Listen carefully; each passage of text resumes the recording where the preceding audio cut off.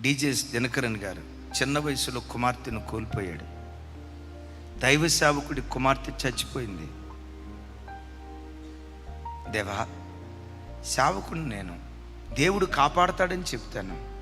అలాంటిది నా కుమార్తె చచ్చిపోతే ఎలా నేను వాక్యం చెప్పగలను? దేవుడు అన్నాడట, దినకరన్, ఒకసారి నా వైపు చూడు.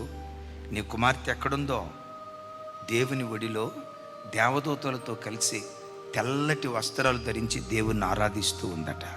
దేవుణ్ణి ఆరాధిస్తూ ఉందట. మంచిదయ్యా, నా కుమార్తె పరలోకంలో ఉంది, మరి నాకు గుండె కోత ఎందుకు ఇచ్చావు? నీకులాగా చిన్న వయసులో పిల్లలను కోల్పోయిన తల్లిదండ్రులు ఎంతోమంది ఉన్నారు. వాళ్ళ కోసం మరెక్కువ భారభరితమైన హృదయంతో నువ్వు ఆడవాలని. అంతేకాదు, పిల్లలు బ్రతికుండి కూడా చచ్చిన స్థితిలో ఉన్న పిల్లలు ఉన్నారు.